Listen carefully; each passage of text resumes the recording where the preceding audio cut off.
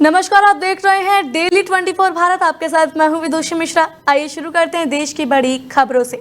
इस वक्त की सबसे बड़ी और धमाकेदार खबर यमन से आ रही है, जहां इजरायल ने हूती विद्रोहियों पर ऐसा कहर बरपाया है जिसने पूरी दुनिया को हिला दिया है। इजरायली वायुसेना ने एयर स्ट्राइक कर दी है और इस हमले में हूती सरकार के प्रधानमंत्री अहमद अल रहावी, रक्षा मंत्री मोहम्मद अल अताफी, आर्मी चीफ और पूरी कैबिनेट मारे गए हैं। 28 अगस्त को हूती विद्रोहियों ने इजराइल पर मिसाइल और ड्रोन दागे थे, लेकिन इजराइल ने अपनी एयर डिफेंस तकनीक से उन सभी हमलों को हवा में ही नाकाम कर दिया। जवाबी कार्रवाई में इजराइल ने हूती विद्रोहियों के कब्जे वाले यमन की राजधानी सना और कई बड़े शहरों में जोरदार बमबारी की। असल में यह हमला ऑपरेशन लकी ड्रॉप का हिस्सा था। इसी ऑपरेशन में इजराइल ने हूती सरकार के सभी मंत्रियों को टारगेट किया। जब 28 अगस्त को कैबिनेट की मीटिंग चल रही थी, उसी दौरान इजरायली मिसाइलें बरसी और पूरी कैबिनेट का सफाया हो गया।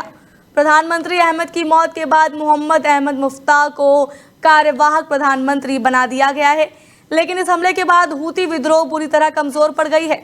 हूती विद्रोह लाल सागर में भी आतंक मचाते रहे हैं।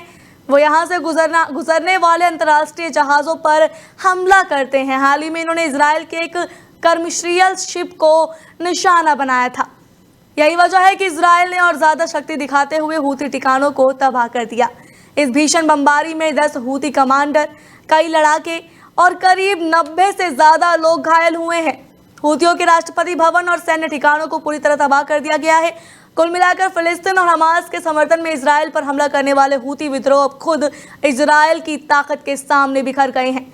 हूती हुकूमत का अंत और यमन में खौफ का नया दौर। बड़ी खबर चीन के तियानजिन से आ रही है, जहां प्रधानमंत्री नरेंद्र मोदी और चीनी राष्ट्रपति शी जिनपिंग के बीच आज अहम मुलाकात होने जा रही है। 5 साल तक चले पूर्वी लद्दाख के सैन्य गतिरोध के बाद अब दोनों देश अपने रिश्तों को सुधारने की दिशा में आगे बढ़ रहे हैं। प्रधानमंत्री मोदी आज दोपहर 12 बजे बीजिंग से करीब 120 किलोमीटर दूर तियानजिन शहर में चीनी राष्ट्रपति शी जिनपिंग से मिलेंगे।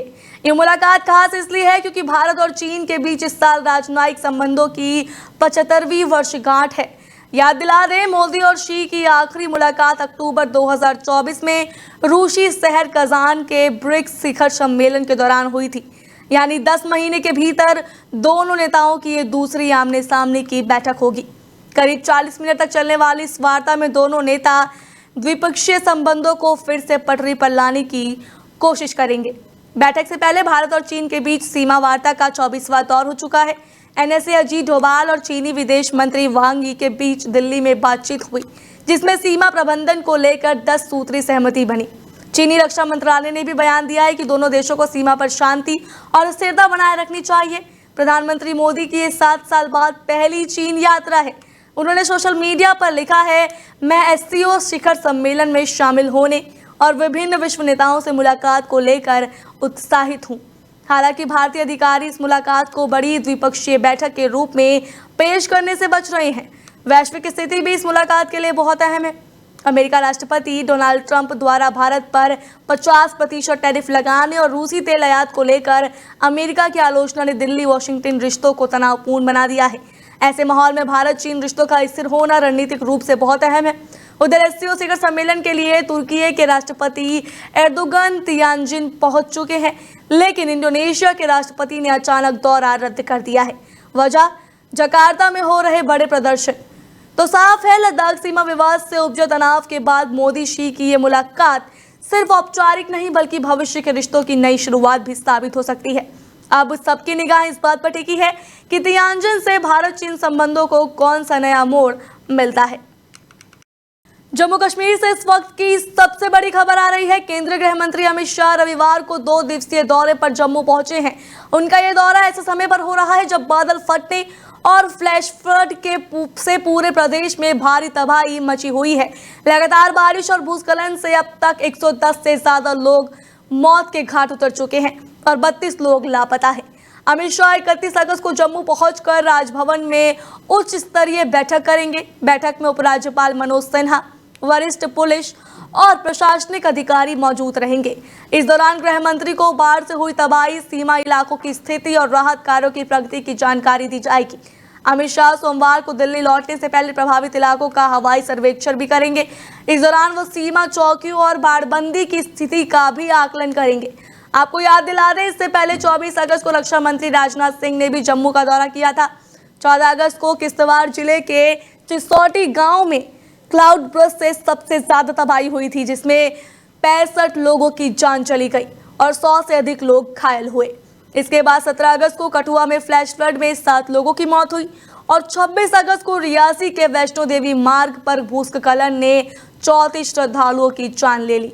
तो कुल मिलाकर जम्मू कश्मीर में तबाही के बाद हालात बहुत ज्यादा गंभीर है और अब अमित शाह के इस दौरे से उम्मीदें हैं कि राहत और बचाव कार्यों में तेजी आएगी और पीड़ित परिवारों को बड़ी मदद मिल पाएगी।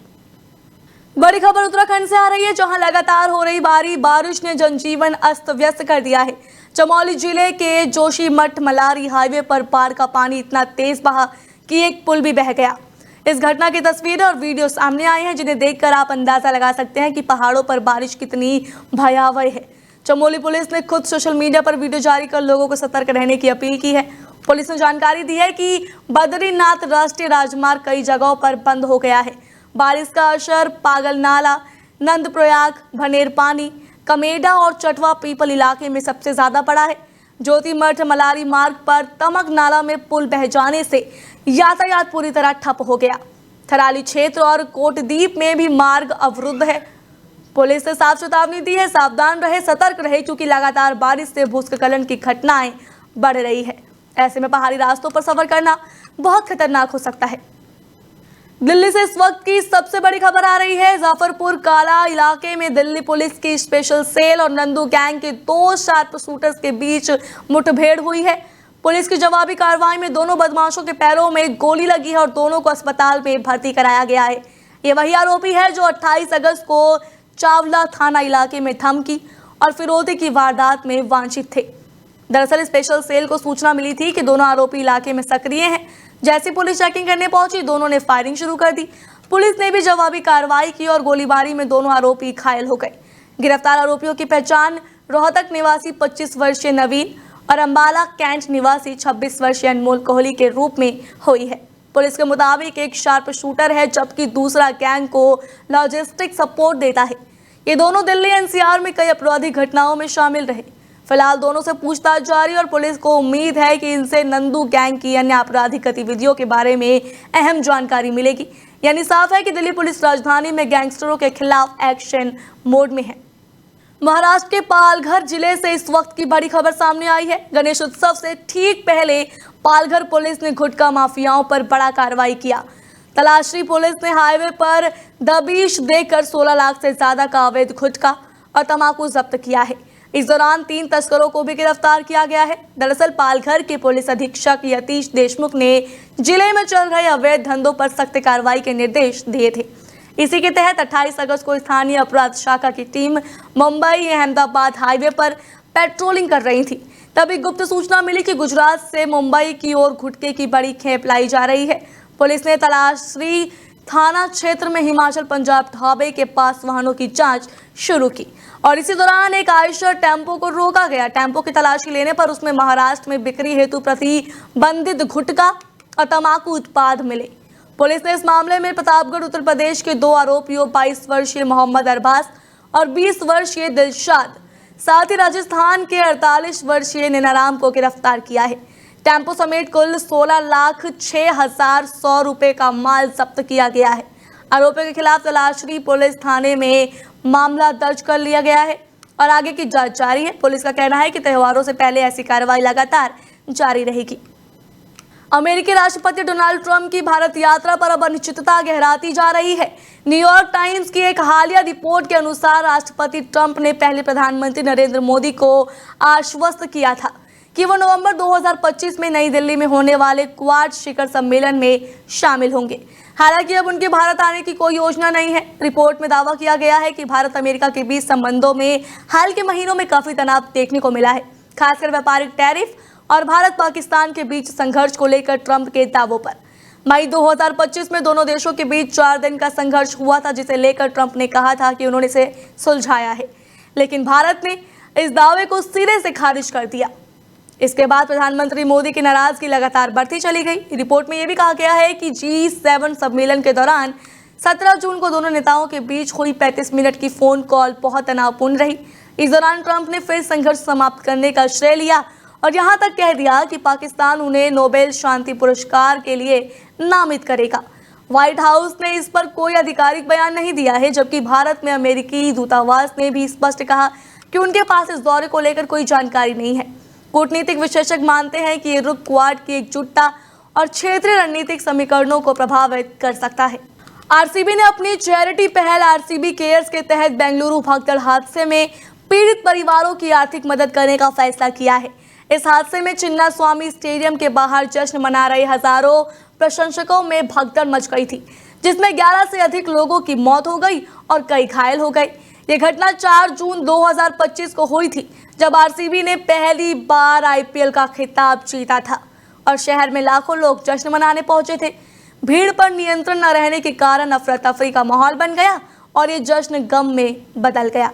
फ्रेंचाइजी ने अब घोषणा की है कि वो प्रत्येक मृतक प्रशंसक के परिवार को 25-25 लाख रुपए की आर्थिक सहायता देगी। इससे पहले आरसीबी ने 10-10 लाख रुपए की मदद का ऐलान किया था, जिसे अब बढ़ाकर अधिक किया गया है।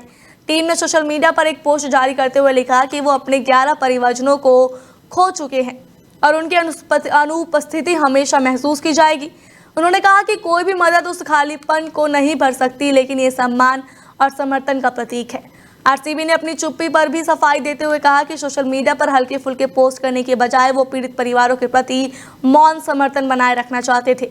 उनकी इस पहल को खेल जगत और प्रशंसकों दोनों से सराहना मिल रही है।